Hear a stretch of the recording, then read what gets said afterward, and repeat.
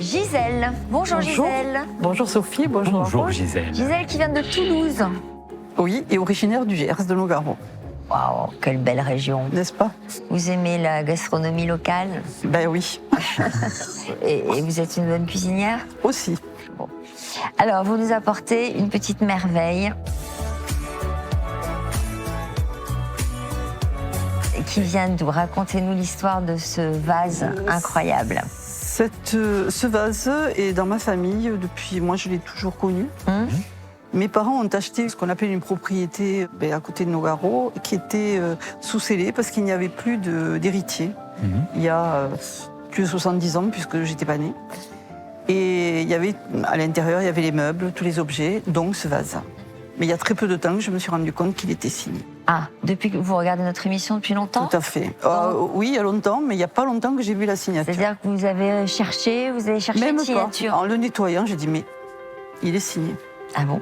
Et il faut dire qu'elle est bien cachée. Elle est la un peu signature. cachée, effectivement. Elle est coquine. Moi, je regardais en dessous, parce que souvent, ce modèle de vase peut être signé en dessous, et en fait, pas du tout. C'est une signature qui se trouve dans le décor, et vous avez ici le nom de Gallet, écrit comme avec des petites vrilles, vous voyez. Donc, on dirait un motif végétal, et donc vous avez cette signature qui est presque dissimulée dans les branchages fleuris. Donc, c'est déjà quelque chose d'un petit peu étonnant, et qui nous met sur la piste d'un vase assez rare, un vase qui n'est pas issu de la production industrielle. Parce que Émile Gallet, on voit assez régulièrement dans le cadre de l'émission des vases qui sont produits en série et donc qu'on va retrouver, alors parfois avec quelques nuances de coloris, mais qu'on va retrouver assez régulièrement en salle des ventes ou dans les brocantes. Ici, nous avons un modèle qui est un petit peu ancien, c'est-à-dire qu'on peut le dater des années 1898-1900, donc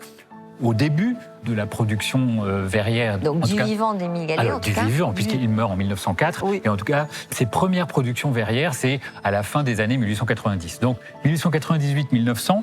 Alors, essayons de le décrire un petit peu.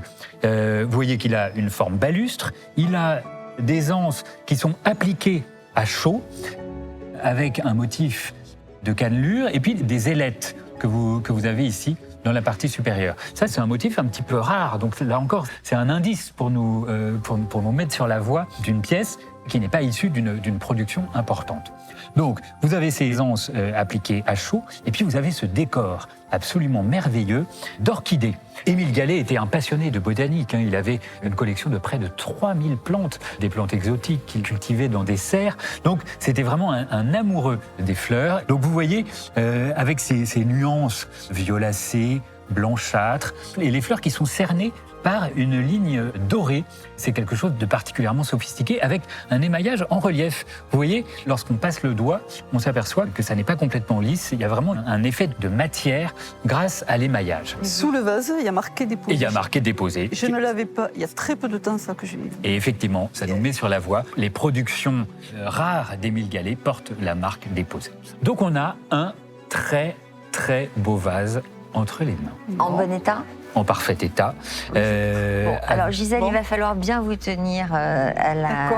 D'accord, tenez-vous bien, parce que je ne suis pas sûre que vous imaginez l'estimation que va vous donner Harold. Et donc je vous propose une estimation de 4 000 € pour ce très beau vase. Oui. Vous attendiez à ça? Non. Vous pensiez à combien? Je sais pas, parce que j'ai pas trouvé de modèle qui ressemblait, j'ai pas su, donc j'ai dit allez, on va voir. Voilà, 4 000 €, c'est l'estimation d'Harold, et on n'est peut-être pas au bout de nos surprises.